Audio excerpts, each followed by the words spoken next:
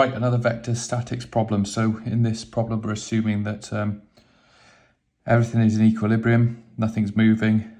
So the forces acting on this point must be zero. The resultant force, or the resultant, you could say, of these four forces must be zero on this point. Okay.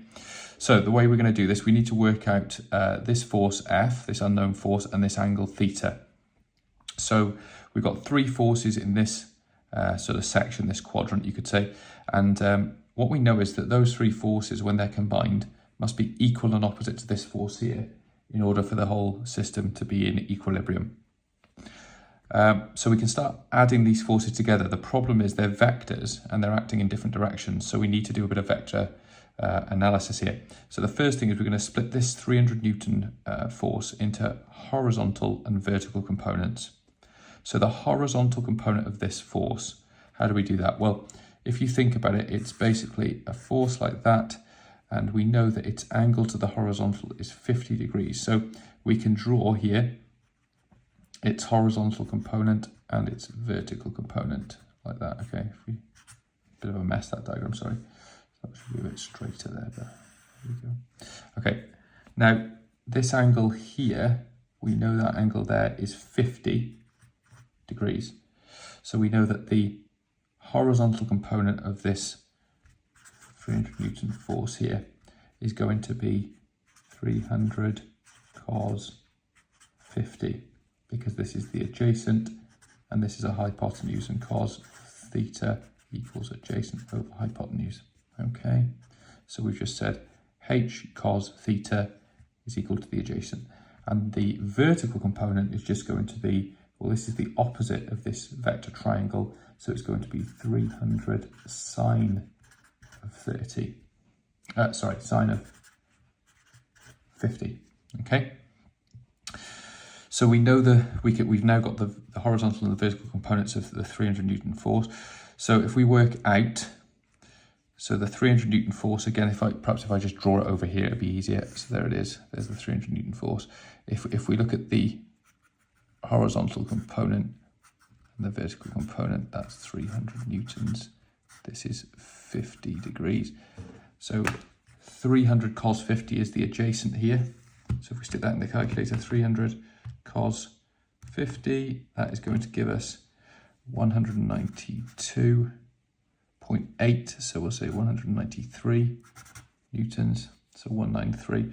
And then this component here is 300 sine of 50, and that's 230 newtons. Okay, so now we've got this component acting horizontally and the 400 newtons acting horizontally, so we can now draw that across here like this.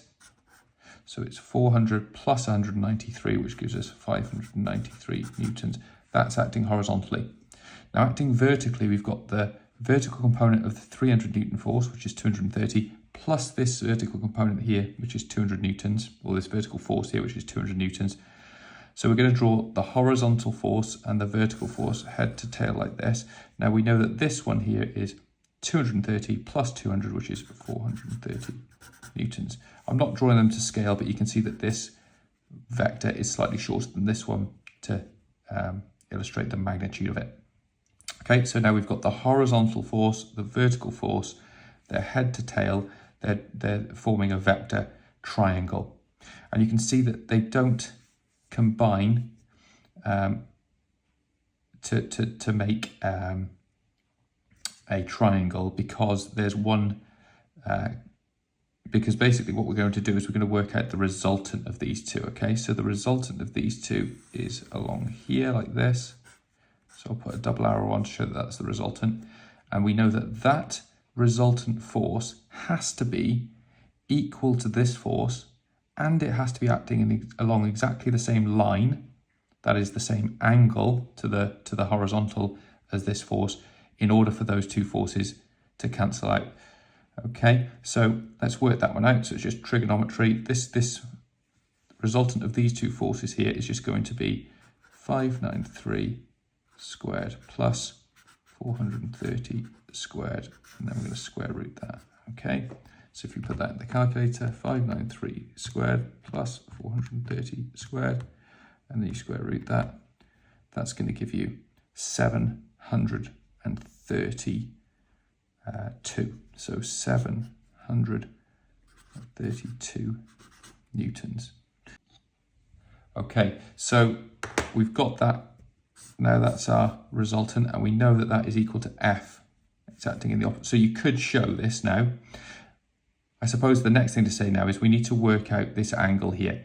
So if you draw in the horizontal here, and we take this point to be here, what we can say is we know that this resultant of these two forces here acting in this direction must be equal and opposite to this force F, and it must be acting along exactly the same line. So we know that this angle here to the horizontal is theta, and this angle here is theta.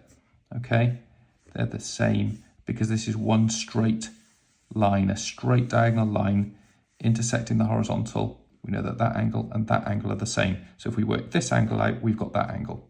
So it's just some dead simple trigonometry. We know that this is the adjacent, this is the opposite. We won't bother with this one because we've worked it out and we might have got it wrong. We know these are definitely right.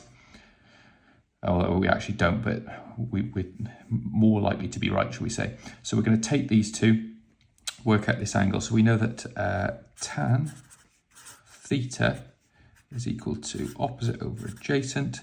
So we know that tan of theta is equal to the opposite, which is 430, divided by the adjacent, which is 593. And therefore theta is tan to the minus 1. It's between n there, sorry, of 430 over 593. And that gives us, 430 divided by 593, shift tan, answer 35.9. So 35.9 degrees. Okay, so that's the force F, okay, and that's the angle theta.